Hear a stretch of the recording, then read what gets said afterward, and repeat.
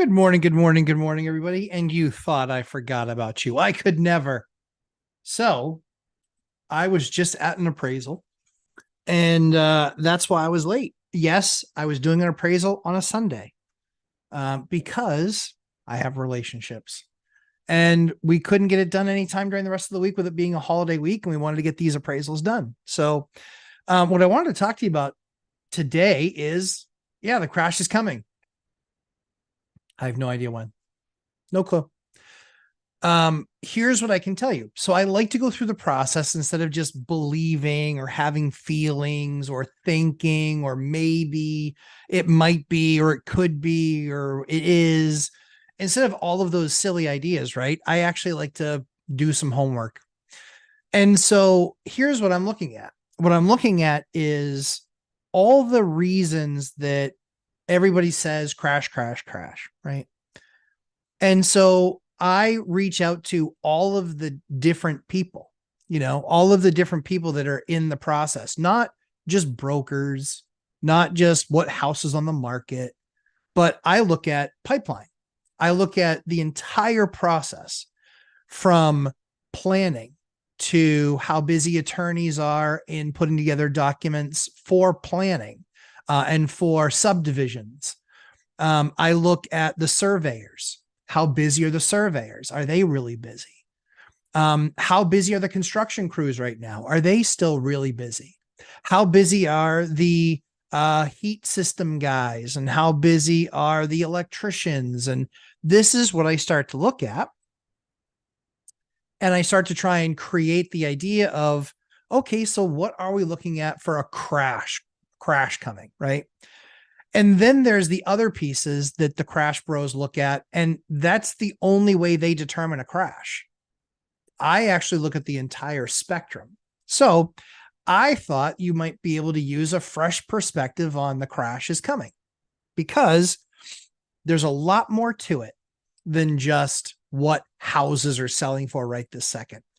And there's still not that much of a correction. Median home prices, for those of you who are keeping track, the numbers just came out for Q3, which is July, August, September.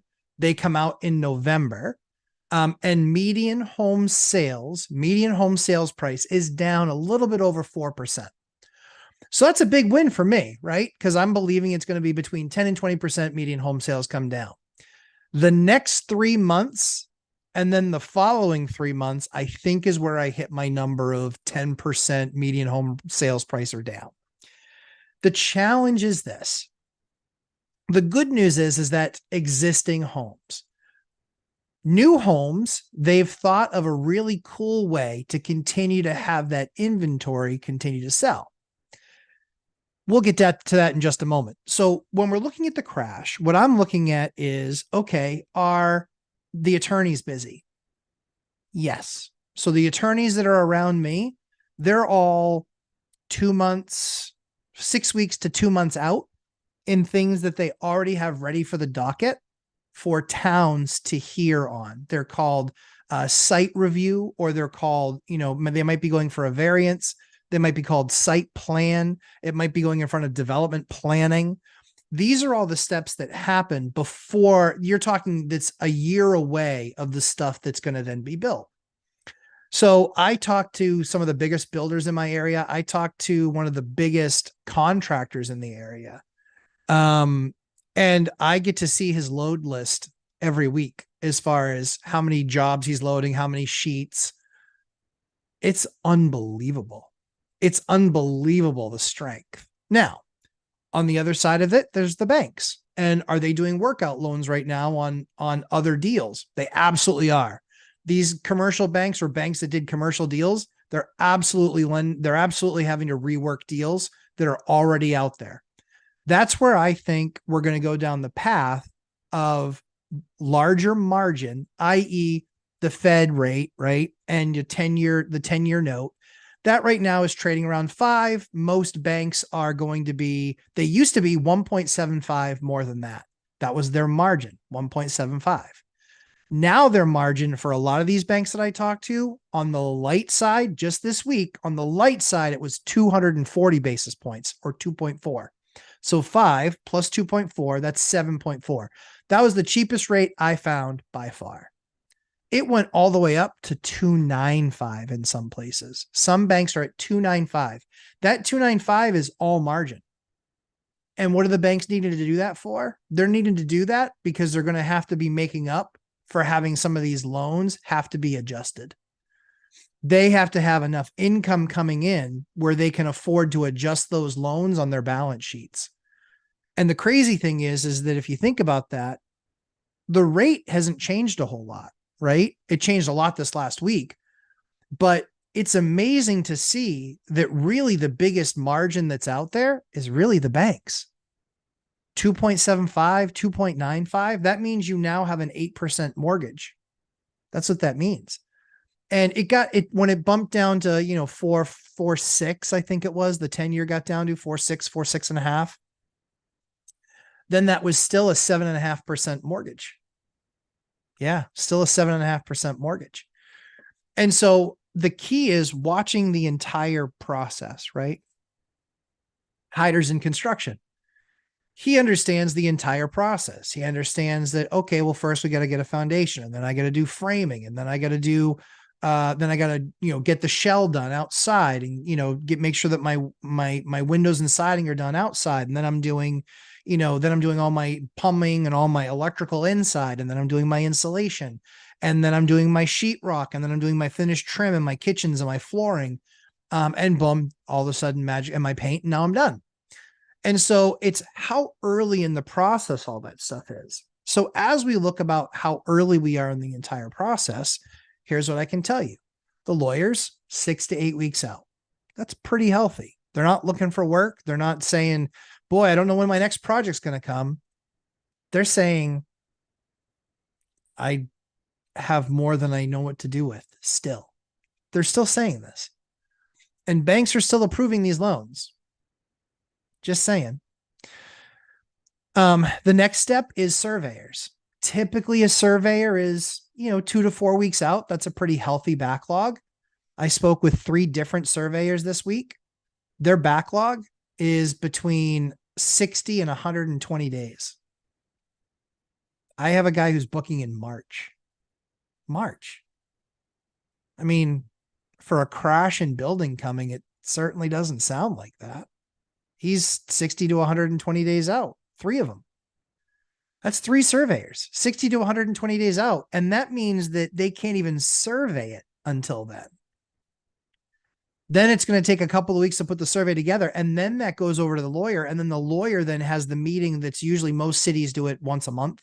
Sometimes it's twice a month, where you go in and you submit your site plan, and then you go before the planning board, and then they tell you all the things that you need to do and change. And then you go back, you revise all those things, and then you're back the next month. Sometimes they approve it in the first one, but not usually. So all of that's happening, right? And so the lawyers and the attorneys, they're still out straight. The surveyors, they're still out straight. Okay, well, what's the next step up? Well, now it's approved. How about the foundation guys? Well, foundation guys are still about 2 or 3 months out. That's a lot. That's 2 or 3 months out of building to be started, which means that there's still this pipeline well into next year, right? And so attorneys, super busy. Surveyors, super busy. Foundation guys, super busy. Then we look at framers. Same. It's the same. Yeah, it's the same. I see guys winning contracts all the time. I'm seeing stuff still popping up on all of the, look at wherever you're investing. Here's a tip. Look at when you're investing in this area, look and see what is coming across the planning board. Look at that. If what's coming across the planning board is nothing, then yeah, there's not a whole lot of growth there. If it's one project after another, then there's plenty of growth there, right? So look and see what your planning boards are doing. You know what the funniest place to find that stuff is? Your local paper. No joke. Everybody wants national news. National news is nice. I want local news. I want to know what's exactly going on in the city that I live in or the 2 or 3 cities I invest in. I want to know what's going on right there, right then and there. And so what I would tell you is that the crash is coming, but no one knows when. Could the banks yank all the funding associated with these projects? Sure, they could. Is it going to happen on every project? No, probably not. Is it going to happen on some? Yeah, absolutely. Will some guys go belly up because they're too exposed? Yeah, maybe. But a lot of them aren't building out a home unless they already have it sold. Or they're building it out and they have 2 houses done, not 20 houses done. That was a big mistake that happened in the last crash. Was developers were building no matter what and then hoping everything would sell. Well, that's changed a little bit. So as I continue to look at it, sheetrock companies still 3-4 weeks out. Painters still 2 to 4 weeks out. That's a little bit different because it's not directly correlated to construction. So we still see that. Now let's flip to the other side. Let's talk about rentals. Up in the Northeast, or as Dion likes to politely refer to where I live as Siberia. I mean, it's fine. He's delicate. I get it. When we look at rentals, November is usually pretty dead for us. Like I told you before, if you have this number of rentals in August, here's what the numbers are for August. And then in September, they're half. And in October, they're half that. And in November, they're half that. And then December is 0. And so November is like the worst, aside from December. We rented multiple units before they were even done. People are planning so far ahead that they want to be able to move in and they're not even done yet. And they'll be done for December, but that means I'm going to have December move-ins. That's weird. Wouldn't expect new tenants to be moving in December. That market's crashed, I thought. Oh, I guess it isn't. So I think you continue to need to look at your area, what the historical averages are, what the numbers really show out. Being in my market, I've been in my market for 20 years. Actually, in this market, the newest is 12 years.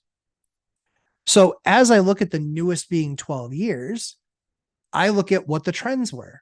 And that's what it was. August, then half in September, then half in October, then half in November, and then 0 in December. That's typically what it was. But my inventory also follows that. And every time I post something, I have 0 problem getting people responding. Literally no problem. I get hundreds of responses, hundreds of inquiries, hundreds. Not having any trouble renting anything out. And the rents that I just got on this other unit, they were $2,400 for a 2-bedroom, 1-bath. Is that absurd? Yep. Oh, well, people can't afford rent anymore. These people can. They can. So there certainly is a subset of the population that can't really afford rent anymore. Why is that? We don't make enough. I'm going to challenge you there. I think you probably make enough. I think you probably spend more than you make because you're not good at budgeting. You don't know how to manage money. But that's quite frankly why you're poor. If you were rich, you would know how to manage money. Far fewer people inherit these big, huge riches than people think. Most people are self-made. And so it's one of those things that I continue to look at. And I'm just not seeing it. So the crash is coming. I agree. The crash is coming 100%. I have no idea when. I still believe this one's going to be a correction. Now, the government can always intervene. The government can always do the wrong thing and create more demand programs. These are all possible. Sure, of course.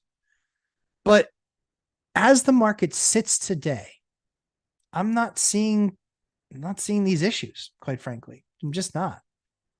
So I continue to see my units rent out in a time where they shouldn't be renting out, or is very little activity. I continue to see rent increases across the board. I continue to see a ton of construction and permits. 3 of the 4 cities that I do work in had a record number of permits this year. I mean, I guess for a crash, that doesn't really sound quite right, that there's a record number of permits. That's interesting. Huh. I don't know. I guess we got to keep on looking for that crash, but there's going to be a correction because just because it's been going up doesn't mean it always goes up. So there's going to be a correction, 100%. Not a correction of 100%, 100% that there's going to be a correction. But so far, I just don't see it anywhere. And when I look at the pipeline, which is far more than any of these delusional crash bros look at, because they don't know how to figure it out because they've never done any of this before, I look at pretty healthy pipelines.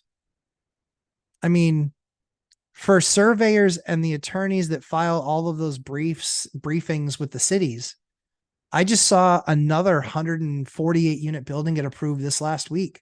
Guys, that's in a town that has 17,000 people. 17,000 people. And you know what the rents are? The 2 bedrooms start at $2,100, and they're considering that affordable housing. Just saying, looking at the numbers, and I'm not seeing what everybody else is seeing, but maybe it's because I'm looking at numbers and they're guessing. So let's jump into it. Good to be with you guys this morning. Sorry for being late, but I was literally at an appraisal on 2 buildings. We went to one and then we went to the other one. And then I was like, oh man, I thought I was going to be able to make it on time. I didn't. Josh Burdick, good morning, sir. Hyder, good morning, sir. Frank, good morning. Josh is officially first. He is. BuzzTune, good morning. Clint, hey, my friend. Good morning. Let's hope too many folks don't go upside down. I agree. I think the challenge is that, when would you go upside down? If you bought 2 years ago, you're not going upside down, not on a 10 to 20% pullback.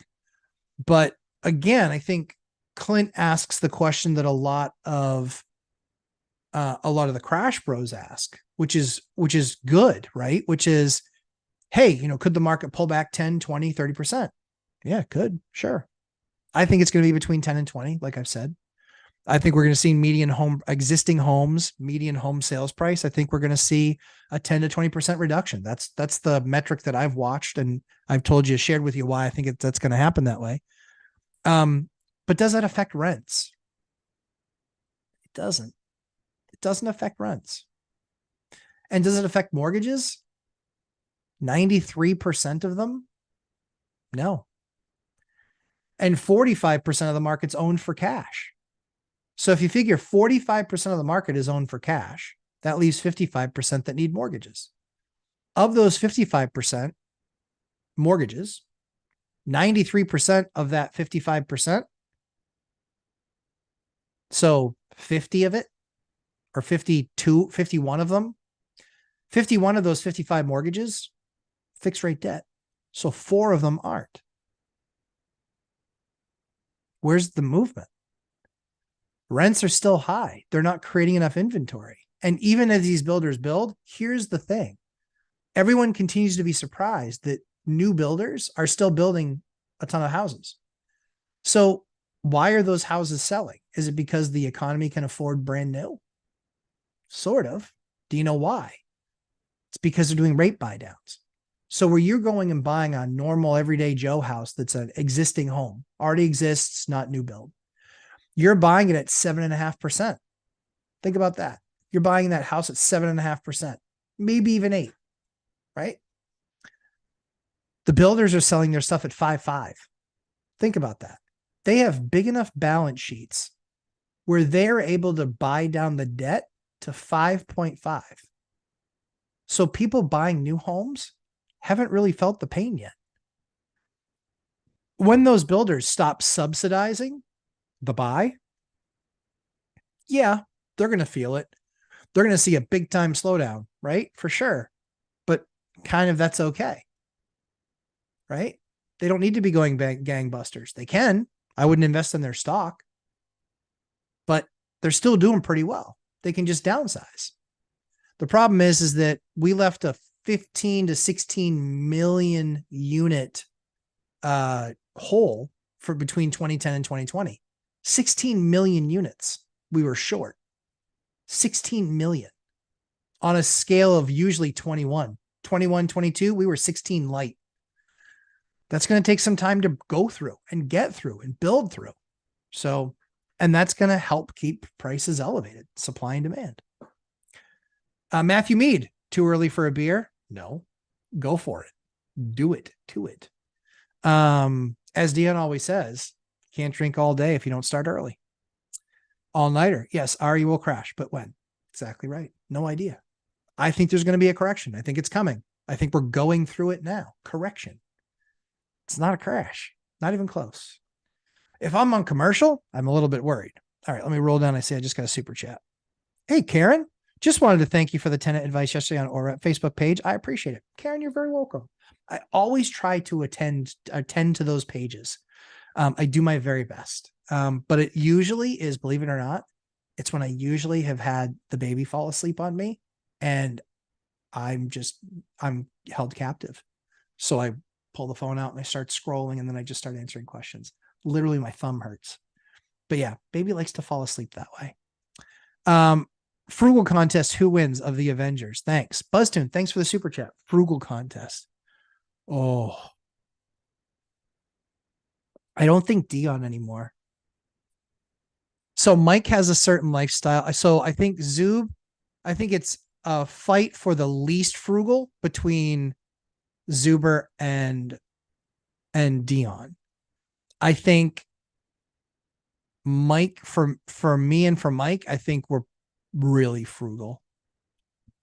Yeah. Dion has to spend to that number. Yeah. So it's not Dion and it's not Zub. He's got to like, who went on a cruise in the last 3 months? Raise your hand. Like Zub's on one now, like a 3-week one. And then Dion was just on one for a couple of weeks. And then he's going to go overseas for months. That's not frugal. That's not frugal. So I would say it's probably between me and Millennial Mike. I would say I don't know. I would ask Mike. I think I win. I think I win is for frugality. Yeah. Zub is not the Zub is the I think Zub is the least frugal. Zub and Dion, I think are the least frugal. Good question. Good question. I'd be interested in what their response is. Dion, every time you hit the like button, each gets swings. Thanks, Dion. Dion, what do you think? Answer below if you're still watching. What do you think? Who do you think the most frugal is? I mean, my truck didn't have heat, and it's because I didn't want to spend money to fix it. I think that's kind of frugal. I think some would argue stupid. But they can't take the cold. Marina, happy Sunday, gang. Happy Sunday, Marina. Good to have you here.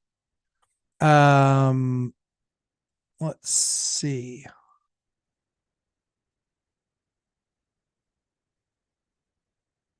Hider. Buzztune. Hider. Yes, there we go. Good morning, Matt and everyone. Wealth Building Journey. Good morning. Good morning, Chester. Hit the like button. Thank you. I appreciate that. JNYC. Hi, guys. Hope you're having a good Sunday. I hope the same for you.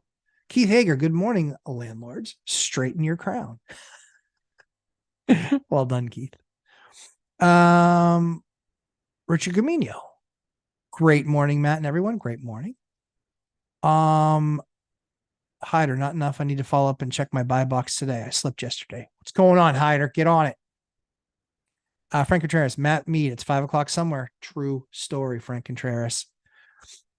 Good morning, everybody. Laura Samaniego, please hit the like button. Thank you. Dishes every day. Good morning. Good to have you here. I'm super excited. I don't know if you're coming to the event. I'm super excited to meet Simon, shake his hand. I'm excited to do that. Believe it or not, there's like 3 people there I really want to meet. He's on that. He's in that 3. Laura, hi Hyder. Frank Contreras, hey Hyder, you're not old enough to remember Romper Room, are you? I've only heard of it. I think Hyder and I are about the same age. Scheduling trades can be like herding cats trying to juggle multiple schedules. Absolutely. And they're all still jacked up, like timeline wise. That's kind of the crazy thing. Matthew Mead, Traveling Nurses is a decent rental group. It is. Yep. Another to look at it is most meat processing plants with green card workers. Very smart. Your leases with the company. Yes. And so I don't think I've ever really talked about that. So I don't do meat processing. But we do work with what's called an H-1B visa. I should probably do a video on that, seeing as how I do that work. That'd probably be a good idea. Well, we'll do a short one right now. So H-1B visas. H-1B visas are visas that are applied for by a given company. They apply for those with the U.S. State Department. State Department says, we'll give you this many H-1B visas. What that H-1B visa basically says is you have to pay your people a minimum of this amount of money and you have to provide housing for them, right? So those companies have to have good housing. Now, they want to have nice enough housing to keep their workers happy. But in many cases, a lot of these people are coming from third world countries. And so the bar is kind of low. And so that being said, I do a lot of work. I have 30 bedrooms, which is they're all big units. So 30 bedrooms, it's 6 units, 6 or 7 units with a company that does the work and brings in H-1B visa guys. So these guys come in usually in March, and then they usually leave in December. But to Matthew Mead's point, he's exactly right. Look for companies that are local that might hire H-1B visa guys. Because as part of their compensation package, they actually have to prove to them that they have housing and that the company is taking care of all that stuff. That's kind of the lighter end on things. I'll see if I can get somebody on to talk to us about that process because it's pretty impressive. So this company, they started off with 1 unit with me, and now they have, I think it's 7. I think they have 7 units with me now. And that's a pretty big number. You know, it's a pretty big number. That's $20-something thousand a month that they pay for just those units. Frank Contreras, Matt, most subs in my area have always been busy, so I had to learn how to do everything myself. So true. I was too cheap in the beginning, so I had to learn to do everything myself anyway. But yeah, subs are still all really pretty busy. And the problem is that even the bad ones are. Like, even the bad ones are busy. It's crazy. It's crazy. Hyder, sounds familiar, but not really. I'm only 42 years young. Okay, yeah, so he's a little bit younger than me. Frank, self-sufficiency is priceless. True story. 777 T Adams, electrician. We don't do new builds. People are slowing down on remodels. Electrician, we don't do new builds. People are slowing down. Oh yeah. Okay. Yeah. See, that's the thing though, is that the electrician thing is different than the plumbing thing, as an example. So the electrician, when do you need them? When you might have a problem, but usually not. But it's usually on remodels. We're remodeling something that I fully expect is slowing down. I've seen it. I've seen that part slowing down because all the free money is gone. And to go get a loan now, it's like, oh my word, I got to get an 8% loan to do something on my house. Definitely, that part of the market's definitely slowing. So yeah, I think that's true. I think the other thing too, though, is that again, electrician's different than plumber. Plumber is a much higher maintenance than electrical. And so yeah, I'm definitely seeing that. I think that's true. I think it's a good point. Yep. Well done, 77. KLRB. My partner listed a unit for rent last week and quit counting the calls after 67. Rentals are still very strong. Yes. Yep. They are. We listed a unit. When did we list that unit? We listed that unit maybe a month ago. No, 2 weeks ago. 2 weeks ago, same usual thing. Couple hundred people literally over the weekend. 85% complete garbage. 10%. All right. Yeah, you can see it. And 5%. Oh, yeah, they'd be great. Love to get them as a tenant. So that remains what we continue to see. Evo Ivanov. Hi, Evo. Thanks for coming to the channel and hanging out. Oscar, good morning. Frank Contreras. Sorry, I just missed you, Frank. Where is it? There we go. 70 Mark Ewan. Frank Contreras. Wickenburg, Arizona. And half the year in Pine Top, Arizona. Oh, that's cool. Don Ben Perfect. Perkins had the epiphany this morning. Unaffordable does not equal unsustainable. So for when in crash is coming, what can make it unsustainable? Don't feel like we're there yet. Yeah. So I think, like I said, I think one of the keys to that is the new builders not being able to subsidize their sales anymore. Let's face it. If you're buying a new home and you're looking at 5.5 interest, that's not the deterrent. 7.5 is, 8 is, but that's why the builders were smart. They got in there and they're just like, we're going to use our balance sheet to, keep the numbers low. People buy payment. So they're still selling a lot of these houses. They're still getting the price that they need. they're just getting the financing. They're knocking the price of the financing down. So people aren't so worried about the fact that they're paying 750 grand for a 3-bed, 2-bath, 1,700 square foot starter home. So yeah. Frank Contreras, 77 T Adams. Both areas are vacation and retirement areas. Very cool. Yeah, I would think that they're the ones that are going to see the slow part first. So that totally makes sense. And so I agree with that. That there definitely are. And it's because those retirement places, they're fixed income. And the vacation places, that is a second, third, fourth, fifth, 10th place that the owner owns that they rent out. So yeah. And they're probably, not hoarding money, but keeping money and tightening the budget and saying, we can do that next year. So that makes sense. 77 Adams, T Adams, just curious, in California, need to upgrade my main panel. Yes. So Frank, main panel. I'm interested to see what 77 T Adams, what is 77? 77, what should that cost? Sorry, where's 77?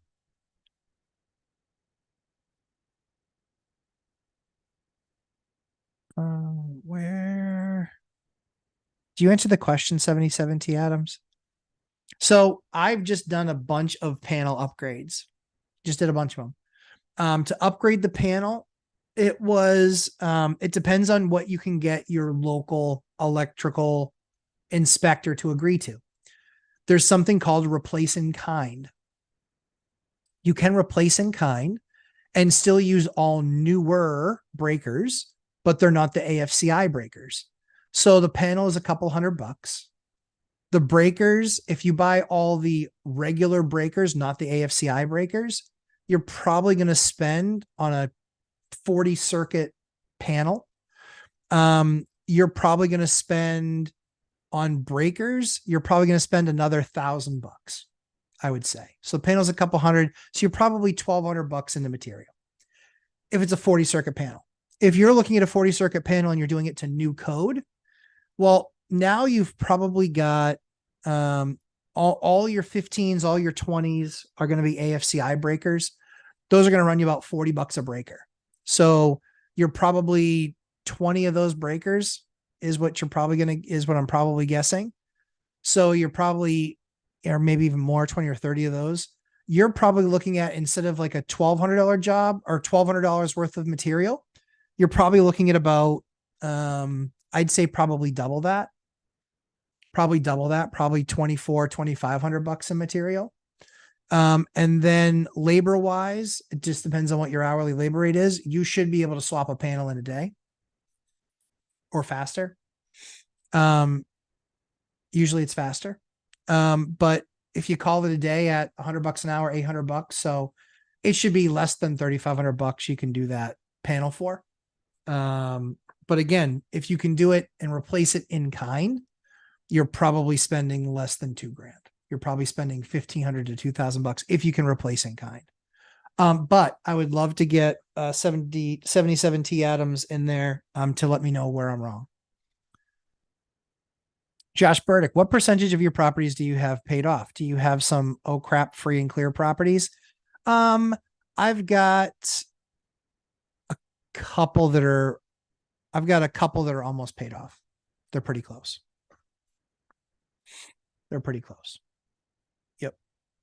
Yep. But I have a lot that are vastly under mortgaged. Yep. I'm refining one of them right now just because I can pull $250,000 out of it. So I'm going to pull the $250,000 out of it and let it sit there. Because the rents still more than cover the mortgage. I still make 28% on that mortgage, or on that, on those rents to what the mortgage cost is. Right now it's just like, we were refining. And so, yeah, I'll make close to 30% still on that building, even with taking $250,000 out of it. Frank Contreras, we're in Watsonville near Santa Cruz. Nice. The Yoder, that is $200 more than the previous rents. Awesome. Very good. That's great. At Frank Contreras, expensive area, lived in Sacramento for a few years. Yes, yes, yes. The all-nighter. The world is over leveraged. Yes. With debt. Yes. And ironically, there's not enough currency. Yes. Something or many somethings have to give. I see commercial real estate taking way more of a hit than single family homes. So I don't like single family homes. I know it might seem sacrilege to say that, but they just don't work in any of my markets. Not even close. So because none of them work in any of my markets, I'm always duplex, tries, and quads. And those are going to take far less of a hit than anything commercial. Commercial is going to take a bath. Commercial is going to get spanked. It is. It is. Commercial is absolutely going to get spanked. I have 3 loans adjusting next year. Doesn't matter. I make a fortune on them now. I'll make a little bit less on them next year. Even if rates are 8 and 9, whatever, I'll still make plenty of money on them, but it will be less. I'll just make less. 77 T Adams. Lots of people have money, especially the retired people. True. Yep. Yep. Yeah. Some are just getting tighter with it. Well, so it sounds like be frugal until you get the income snowball. Absolutely. Yeah, absolutely. Even when you get the income snowball, you can still be frugal. I'm really frugal. I don't spend a lot of money. I don't. I mean, I have a 2004 truck. Actually, I have a 2004 Yukon and I have an 02 crew cab truck. I don't spend a lot of money. So my insurances stay cheap. Yeah, I just don't spend a lot. I don't spend a lot.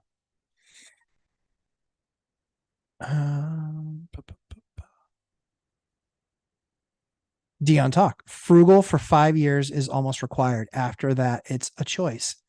Absolutely. It absolutely is. Yeah, it absolutely is. That's so true. Yeah, for 5 years, I mean, for 10, actually, for 10, I lived really super, super tight, but it was worth it. And it was because I was house hacking and I could live on $300 or $400 a month. 300 or 400 a month was what my rent and all my utilities were. 300 or 400 a month. Yeah. And so I had all this money coming in from my job, from other rentals. And that's what then allowed me to buy the next one the very next year. That's what allowed me to do it. Marina W, definitely Lumberjack. All-nighter. I like Dion's answer. It's true. Yep. BuzzTune, you're also competitive. I wonder the beginning stages for you guys, who would win? Well, that's not very hard. I would win. That's just a silly question, BuzzTune. It depends on what it is. So it's because I think we all do it different ways. So for Zoob, he would always want to use a property manager. Well, that's going to be tough to win, right? Because he always has a property manager. Dion, it's going to be tough to win because he wants to be lazy. Cool. That's a great thing. Be lazy. Millennial Mike, he and I are probably the most alike. He would win on handsome, but I would win on dough. I think. And I think that, part of that's from the house hack thing. I don't, he hasn't moved around. I moved around. I was complete transient. I'd go anywhere where I could buy a building, get it super cheap, get in there, live on there for almost no money. Like that's the way that I was. I think, it's tougher. It's so much tougher now with kids. And I know he's got his son. And so I know that he wants to stay in the district and, close to all of that support system. That's a big driver there.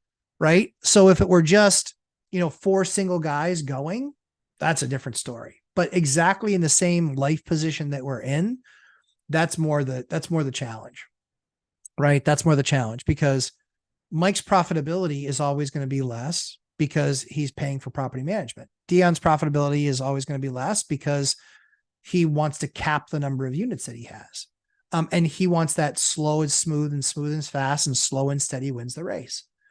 I think Mike's probably the one that's growing the most, as far as number of acquisitions wise. I think he did the most this year. I want to say, geez, Mike, I don't want to get this wrong. I think Millennial Mike did like 6 acquisitions this year. And so I'll do 4 acquisitions, and some of them were just a lot bigger. So he did 6, and I think they were all single families and then maybe 1 triplex.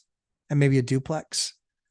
And so I did a 8-unit, a single family, and a 4-unit, 5-unit, 5-unit single, 5-unit single family, and a 8-unit. So I think I've acquired the most units. But I think Mike has done the most deals this year. And if we were all starting over, like I said, really life can somewhat dictate a lot of that stuff. For me, when I first started house hacking, I was single, needed a roommate, didn't care. Then when I got to a small multifamily, would still had a roommate and still rented out the units like Dion did. But again, Dion, it depends on where you start. It depends on what your starting position is. So yeah, I still think we should all do $1 million challenge.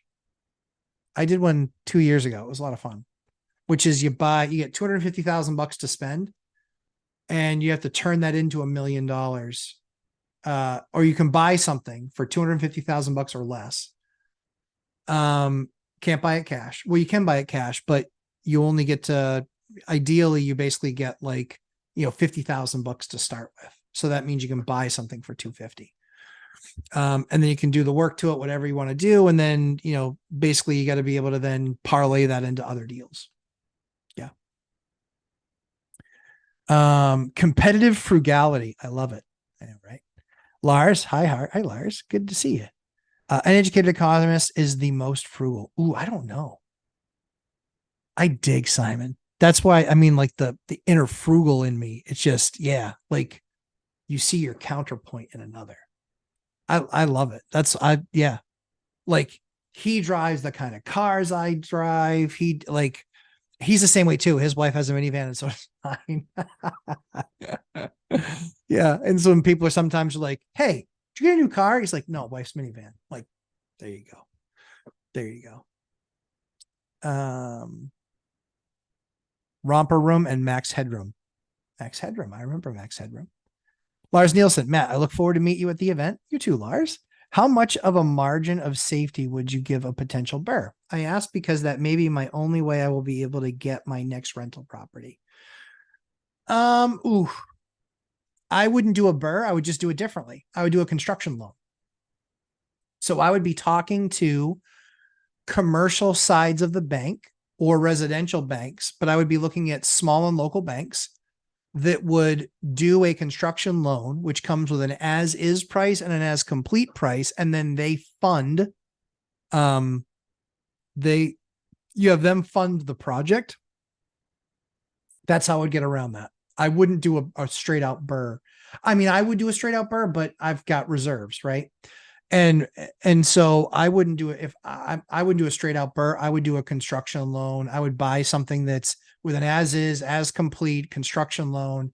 It's still 30-year fixed rate debt. You're locked in at the debt. You have money to do the project. You're just going to have to come to the table with a bigger down payment, but that's okay. Cause instead of that, you'd be funding the construction anyway. That's what I would do. Hydra, I do remember Max Headroom and MTV when they played music. I know, right? Lars Nielsen, the reason is because the values are going up faster than I can save money for the next down payment. Yeah, it makes sense. Yep. It is okay to also just be patient, like waiting for the right deal at the right time. That's okay. That's not a bad thing. I'm not doing a ton of deals this year. I did 18 deals in 20 months in 21 and 22. And in 23, I've done 3. Well, I've only done 2. I've got 2 more that I'm doing that we're closing on in December. So I've got 2 more that we're closing on in December, but I've only done, so that means I've done 4 this year. I've done 2 in 10 months, but it's because the deals that were coming across my desk, I didn't love. I liked them, didn't love them. So that's a great question. 77 T Adams, all-nighter, high school, 91 to 95. Okay, cool. 91 to 95. So that means, same age, 77. Oh, that's where the 77 comes from. That's the year you were born. That's how that works. Yep, 77, same. So I'm 46. All-nighter, Lars. I would think that depends on your proficiency with a burr. Yep. If a contractor can't finish, are you able to jump in and fill that role so the project doesn't stop? That's exactly right. Yeah, that's a big part of it for sure too. Oh my word, my screen just moved crazy. Holy Lord.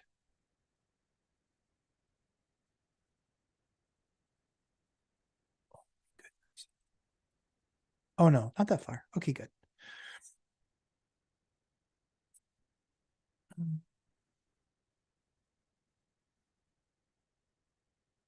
Wealth building journey. Lars, it's not values that are rising that fast. It's the assets hedge. Yeah, well, against inflation, I guess about 80% hedge against inflation, 20% asset. Yeah, appreciation. Yeah, true. And that's exactly right, Chester. The only thing that I would add is whatever the cause is, it's making it an unattainable purchase is more the point. So yeah, I get it. Same thing with meme stonks. I know it's true, right? All-nighter. Stocks look very unattractive to me now. Too many zombies and bondholders get paid before any equity holders in the event of liquidation. That's exactly right. There's going to be plenty of zombie companies that are going to go bye-bye or get bought out for pennies on the dollar. All-nighter. I haven't looked into a panel upgrade in a while. Last time I remember the price was about 2,500 in labor, but don't quote me. Yeah, I think labor shouldn't be that high. Labor, if you're 100, 120 an hour and you're a guy for a day, for an 8 hour a day, I mean, yeah, you're should be 1,000, 1,200 bucks for labor. Look up. Have you ever sued a home inspector? No. Had an inspection completed on a duplex. I bought it. Had a structural engineer company do inspection, and now I have serious concerns on items not recognized on first inspection. So they have insurance. What I would do is I would talk to an attorney and make sure that you have the case, because a lot of times there's so many caveats in their stuff that you can't sue them, or even if you did, it'd be wasted time. But I would talk to an attorney. That's free consultation. But the first thing that I would ask is, have you ever sued a home inspector? That's the first thing that I would ask. You want to find somebody that sued a home inspector and won. If you can find that, then it might be worth pursuing. So that would be my criteria for whether or not that would be something I would pursue. Sorry to hear that. Look up. Angel R, would you replace a working Cutler hammer main panel with a newer small sub panel? An electrician recommended to replace the two panels with a large single panel. Nope. I wouldn't. So long as they're well marked, I wouldn't. Nope. Yeah, you're right on that price. I was going to say around 4,000 bucks. Yeah, there you go. Yep, cool. Amazing. I was right. So yeah, so 3,500 bucks is what I would call it. But that's, again, if you're having to upgrade the entire panel to all new stuff. Those new breakers, like I said, they're 40, 50 bucks a piece. When you start going to like any GFCI breakers that you might need to put in the panel, you could be talking about $100 breaker. Like, that's how expensive this stuff has gotten. Gone are the days of the $3 and $4 15 and 20 amp breakers. I used to buy those things literally by the box. What I would recommend, and you guys are welcome for this amazing hookup, make sure when you call, you ask for Lucas and tell him Lumberjack Landlord sent you.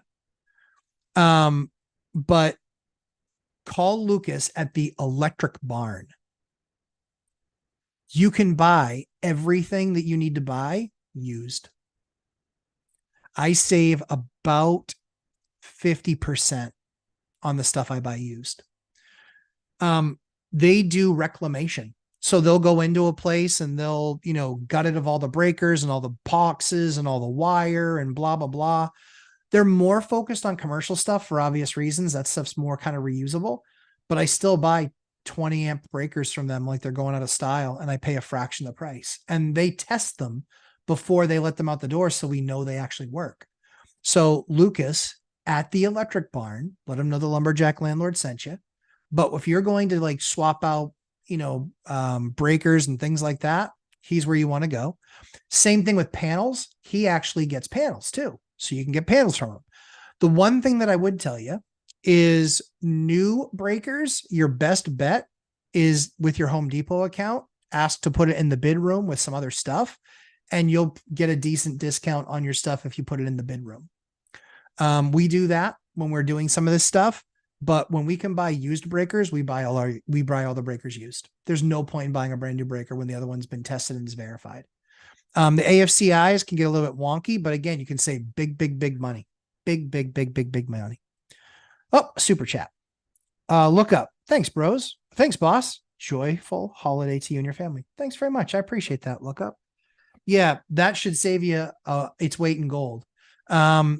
Read through the inspector's contract. Just read through on the things that you kind of like gave up on.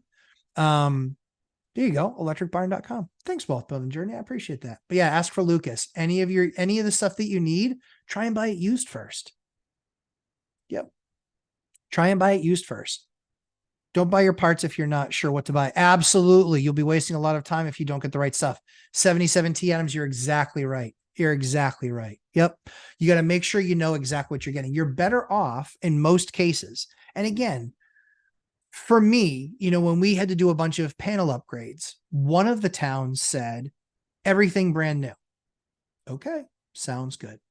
The other town said, nope, you can replace in kind, just so long as, exactly what's there is exactly what you're replacing. So a 20 amp from the old one to a 20 amp in the new one, we're fine with that. I was like, well, it would be 20 amp anyway, because that's what the circuit is. But I wasn't going to be rude. So yes, I would make sure 77T Adams is 100% correct, because guess what, guys? It's not 77T Adams' fault when you buy the wrong stuff. Make sure you know what you got to get, and make sure that you've talked to local code enforcement, and that they're saying, yeah, sure, so long as it's been tested, it's used equipment, that's fine. That's fine. Doesn't need to be brand new equipment. It just needs to be the equipment level that we require. And again, ask about and make sure you understand. I'm not sure, because there's code years. And so some of the smaller towns, they adopt code years slower. I have a town that right now is on 2011 code. The rules are completely different than they are in the 2019 code. It's completely different. And 2021 code or 2022 code is what requires all of these AFCI breakers for like almost every single circuit. That's where your costs go through the roof. But yeah, 77T is exactly right. You got to be getting the wrong stuff, because if you get the wrong stuff, it's not the electrician's fault. It's your fault. But that's all right. People in this group have a ton of accountability, so I'm not worried about that. But yeah, Frank Contreras, my electricians have been 2,000 to 2,500 over the last year or two. I just got my first new estimate from a guy, 3,600. I'll be getting a couple more estimates. I have an old 100 amp box. Now want to upgrade a 200 amp service. Yeah. Service upgrade, new box. I mean, I'm glad that's the number I gave you. If you can replace in kind though, yeah, at that point, you're going to be, like I said, low to mid twos. Just because you're going to spend $1,000 less on material. I love it. I love it that number was correct. Administrative work also has to be added to get the upgrade permit. Yes, absolutely. Wire is expensive. Yes, it also is. Those service wires are crazy expensive now. Yes. Depends on how far that drop is, right? Like that can literally add $200-300 just in wire cost. So, yep, absolutely. Copper is definitely expensive. It really is. Yep. Financial firefighter. What's up, Mark? Aloha from Hawaii. Good to see you. Richard Trong. Do you utilize MDF base trim in low moisture areas, or do you stick to finger jointed pine wood? I don't like the MDF stuff. We use speed base, which is actual real wood. Yeah. I buy the 7 1/4 inch. It's real wood. It's not MDF. It's not going to flake and fall apart. Yeah, not a fan of that product. JMIC, I have no debt, car owned, and enough for a down payment and reserves. Need to replace current car. Would it be prudent to buy a 10K car on a loan to bring my credit score to over 800, or just pay cash?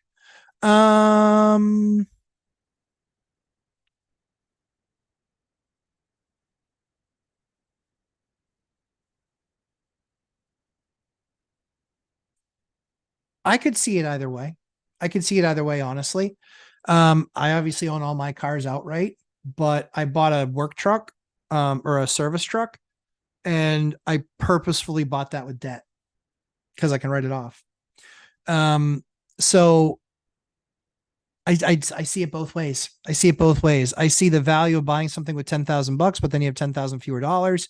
But if you have no other debt, yeah, I don't see, they might tell you, hey, just pay. And you can ask them, hey, would you prefer that I just pay this off? You can ask them that. So I would probably buy it with debt if you have no other payments. Um, yeah, if I have no other payments, I probably buy it with debt and then ask the bank if they want me to pay it off. I would also probably look at it being one of those smaller local banks and just ask them and kind of put it together that way, if that makes sense. That's what I would probably try and do. Try and start that banking relationship, with one of those commercial ones and say, yeah, I was looking at a car too, but I wouldn't want to get penalized for buying a car, like 10K car. So should I buy that? And I would just ask them, should I buy that in cash or should I, what are your thoughts there? And so that way I would get them to instruct you. That way it's their idea. And then likely you're going to get that way you're going to get probably your best position. Todd Doherty, building a fourplex. Hey, congratulations, Todd. The city planning department is reneging on setback. Oh my word. Okay. Reneging on setbacks and dimensions they allowed in previous stages of the review process. Have you ever had issues with the planning departments? Yes. Mm-hmm. Yep. Yep. I've reached out to the mayor's office. That's a waste of time. Economic development department, waste of time. District councilman, likely a waste of time. Any advice? Yes, I do have advice here. Hire an attorney. You want to hire an attorney that has done business with the city that gets things approved on a regular basis, because in all likelihood, what you're going to solve there is a lunch meeting.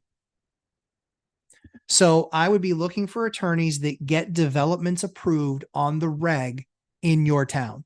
That's what I would do. And so you can look at I would say look at the last 3 or 4 meetings, minutes, which are the notes that are taken from those meetings. They're all public. And a lot of times the video is public. I would watch that. I would watch and see the people that present, see the ones that you like the most. Also try and see if you see somebody there with regularity, right? If they're there on the reg, then they have that relationship. Then it's a conversation with them.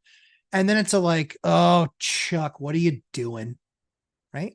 And then he can go have that conversation with Chuck and go, why are we giving this guy a hard time? Like, this doesn't make any sense. Like, you guys approved it early on the process and now you're going back on that. Like, that I have to sue you, right? But have him have that buddy conversation. See if that gets you anywhere. But I think that that's probably far by far your best and least expensive start to this process is find somebody that owns those relationships with the town, and you find those people by the number of times they've presented to them or actually gone to site review or gone to the planning committee. Those are the people. So that's why specifically that's why I have 9 attorneys, because 3 of them are specific to that type of an endeavor. And depending on which town we're in is dependent on which one of those guys I hire. Yeah. Because one of them has an amazing relationship with the city in one, and literally does like the Obi-Wan Kenobi. These aren't the droids you're looking for. These aren't the setbacks you're looking for. So that's what I would try, Todd. I think that that's going to be worth your wait. I think that's the best strategy you're going to find. Yeah, those guys don't care about that. Mayor, useless. Economic development, useless. They're like, that's not that guy's calling the wrong number. Yeah, sure he is. District councilman, useless. Yeah, useless. Todd, I would send the planning department a bill for the charge or for the change orders that they have caused due to their inconsistencies. You can do that. I would start where I started first. Angel R, are you planning to raise rents this year or concerns about potential recession influencing your decision? I will raise rents this year. Last year we grew top line. We grew in 2022. Yeah, man. Yeah. 2022 we grew we raised rents about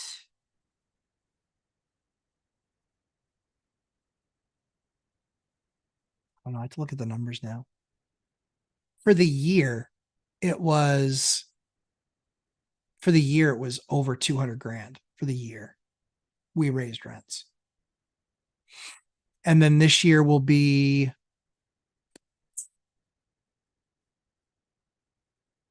six figures.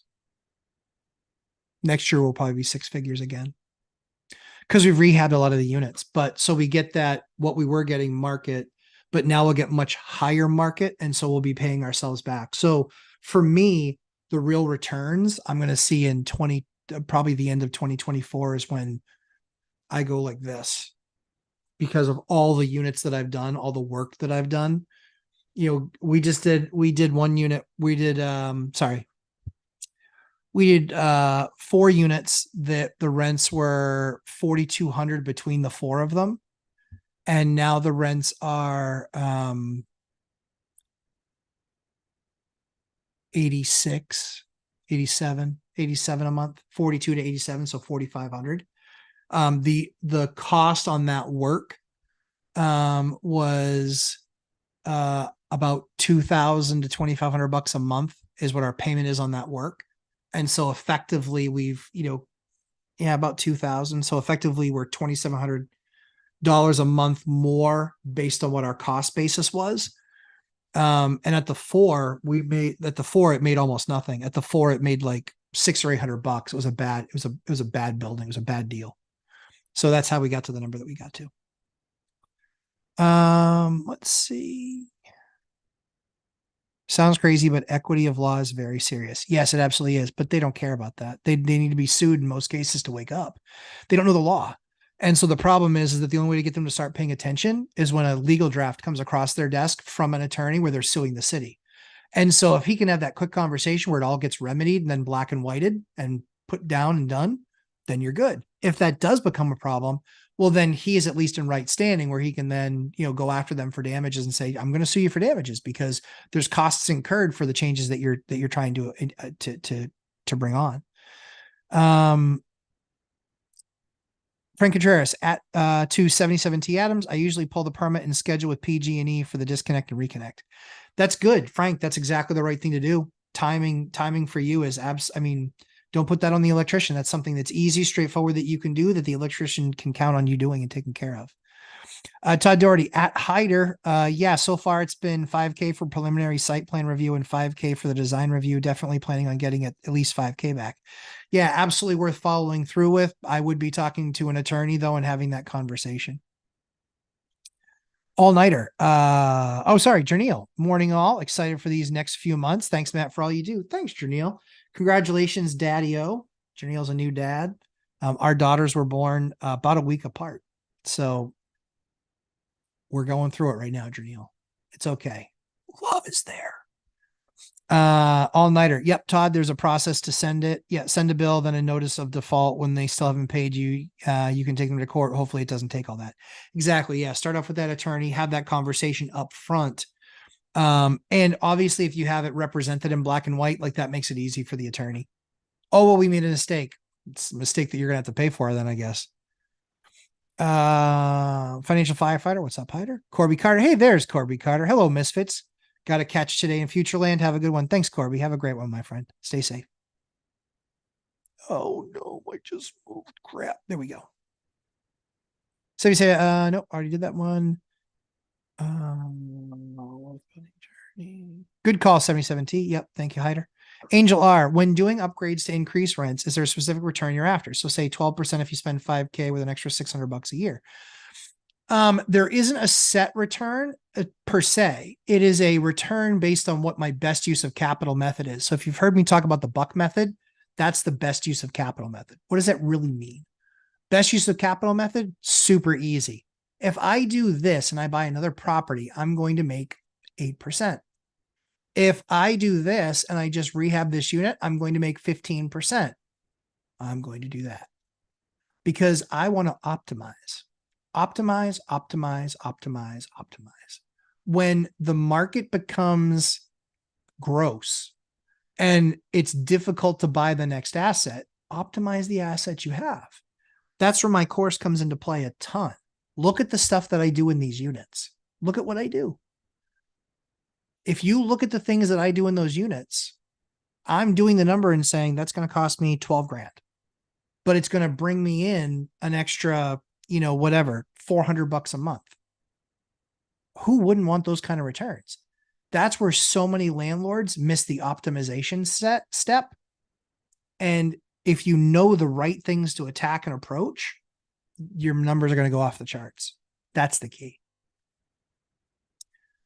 Tim L. Can't find your video on butcher block counters. Did you release it yet? Tim L. I did not. It is going to be, it's in the course. We are literally doing them. We just did them last week.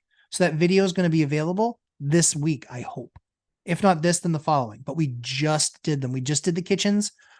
We have some pictures. If you look on my Instagram, at Lumberjack Landlord on Instagram, you can see the new kitchens that we've done with the butcher block counters. But we actually have a video for those that are in the course. We have a video that we're doing for those that are in the course to show them this is the block you buy. This is how you cut it. This is how you prep it. This is how you finish it. This is how you install it.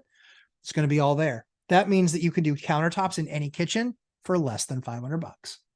And they look the nuts. And that's a technical term. Yes. Wealth building journey. Yes. AFCI stands for arc fault circuit interrupter, and ground fault circuit interrupter is GFCI. That is correct. All-nighter. I'm not a fan of regular MDF either. Exterior MDF is great and does not swell even at the corners. Yes. Exterior fine, interior problem.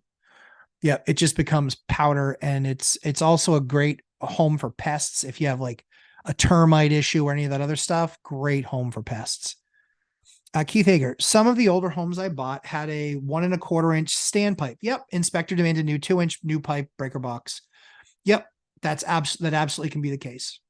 Yep. Same thing with drainage as well. You used to be able to get away with a 1 1/2, and now you need a 2. Yep. Same thing for drainage on like a washer dryer.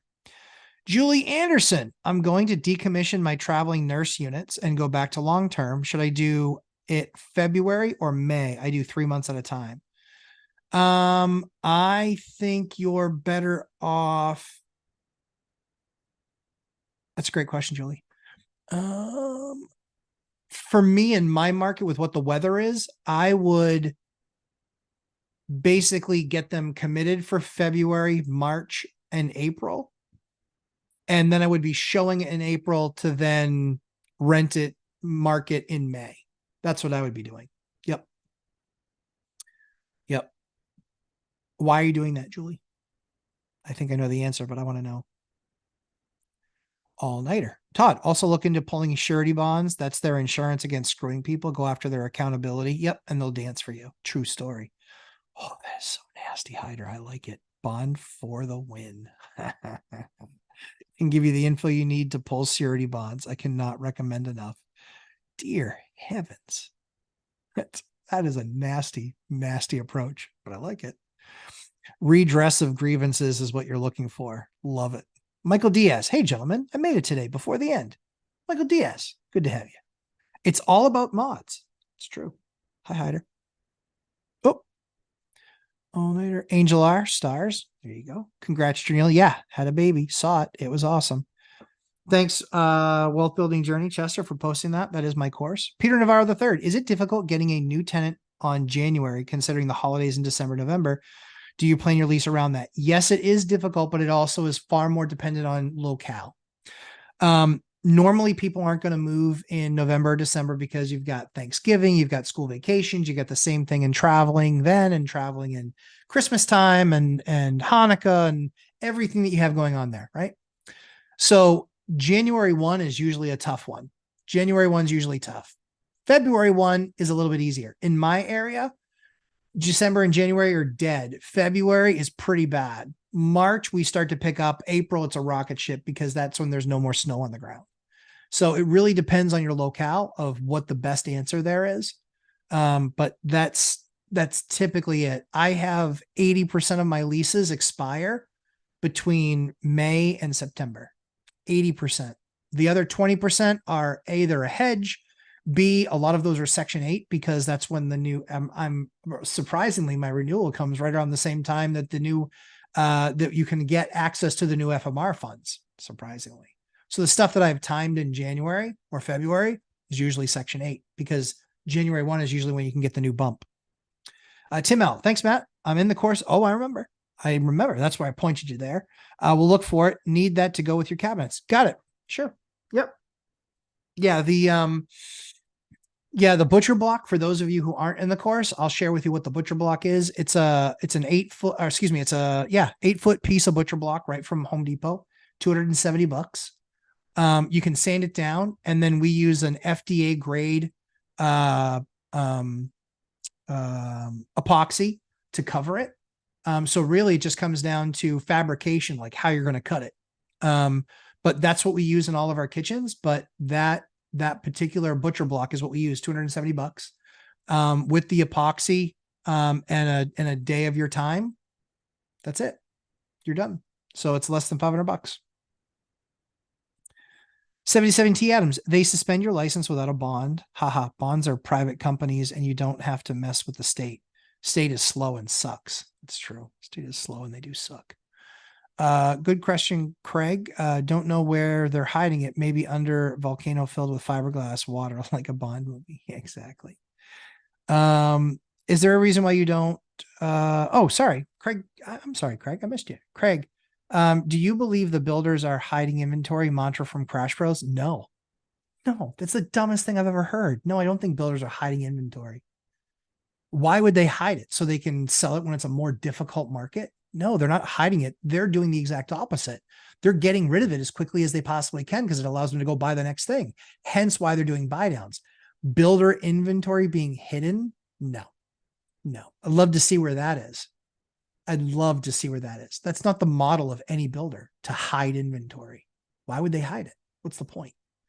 They want that cash. They want that asset off the balance sheet as fast as possible. That's what they want. And so if they want that thing sold. That's why they're buying down to 5.5. That's why people are buying new homes and not existing homes, because there's a 250 basis point spread. So yeah, I don't think so.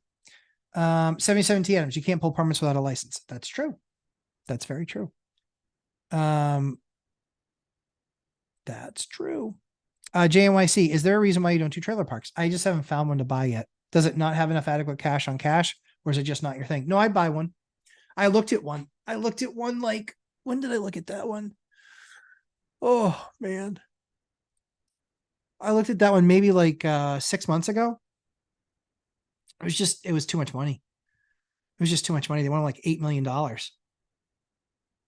$8 million. And I was just like, and the numbers were skinny. They were skinny. They were single digit returns. No. I want Walton's double digit returns because I can get it. If I can't, then I just go rehab some more units and get more rent, and I get double digit returns there. What's my best use of capital? That's always the best.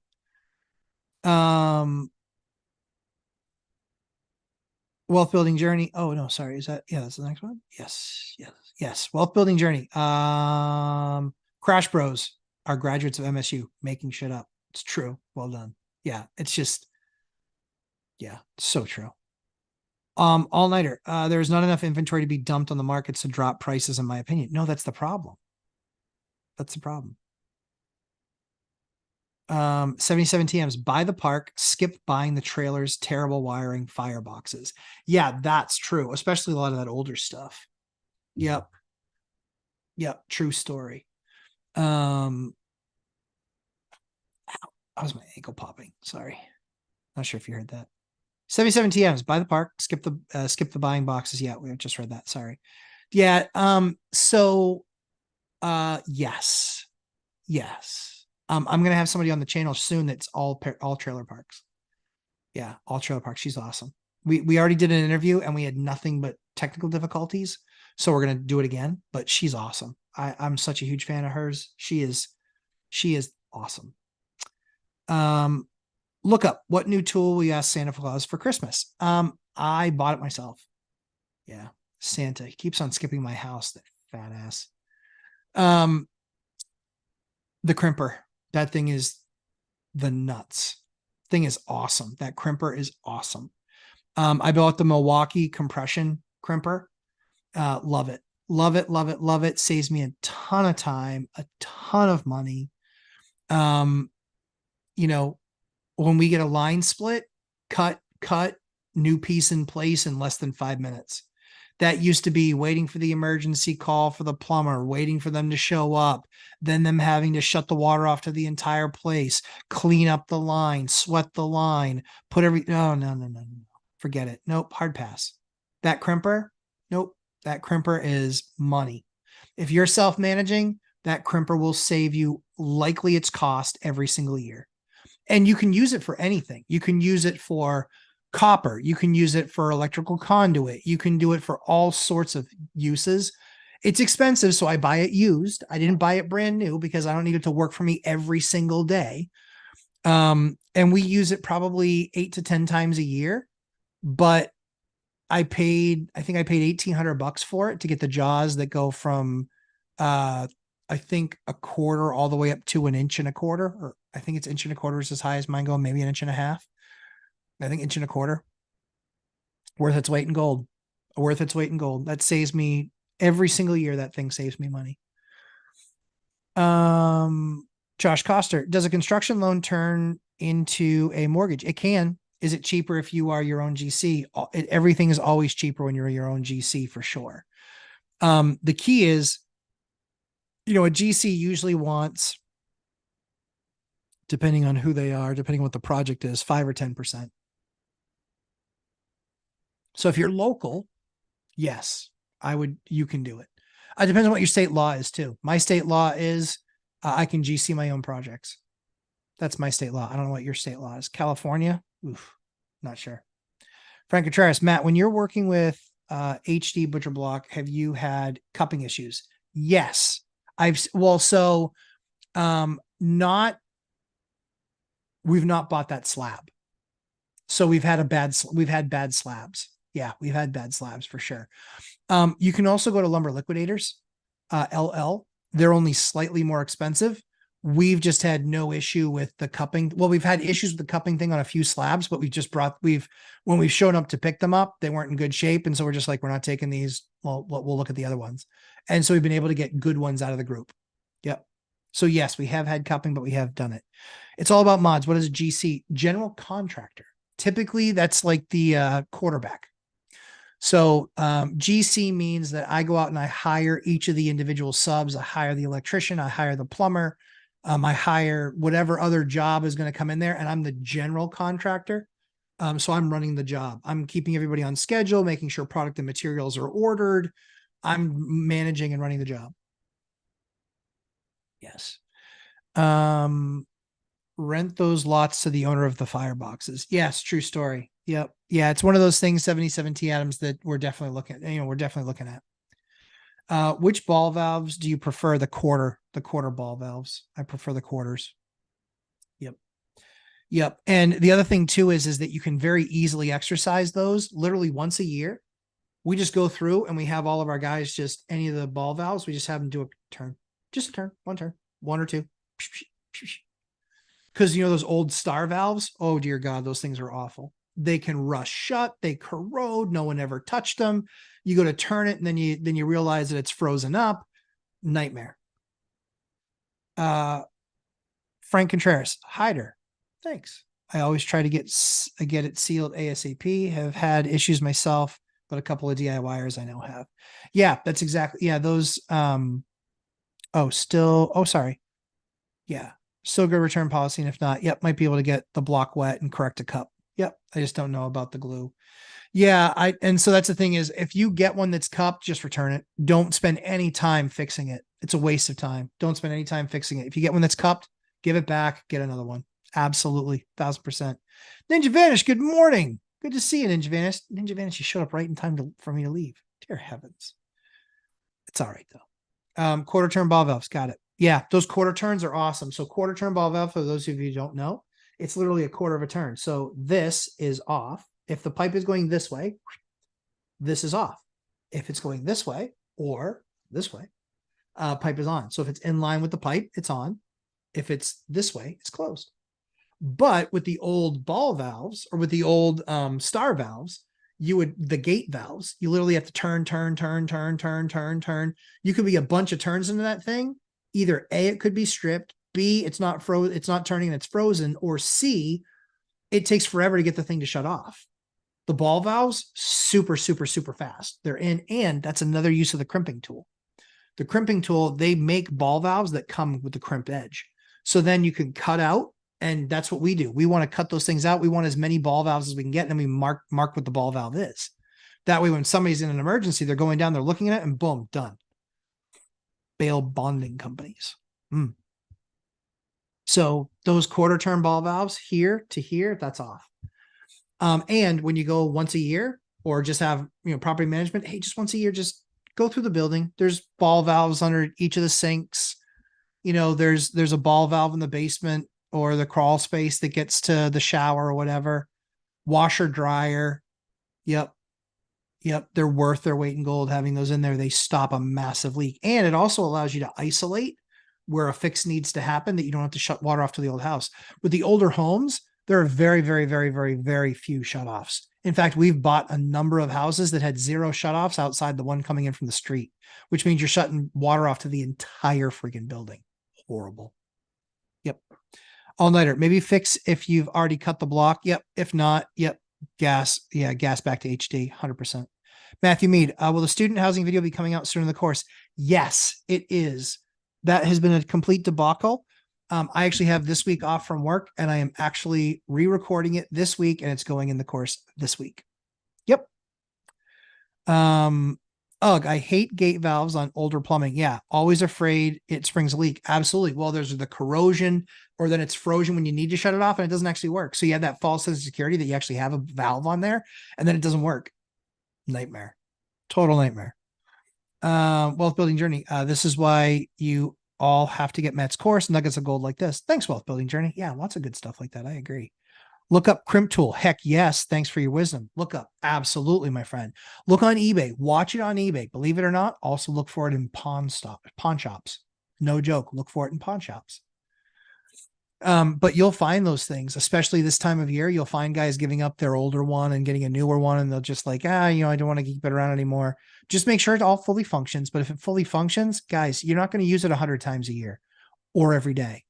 I don't use mine that much either, but I use it 8, 10, 12 times a year.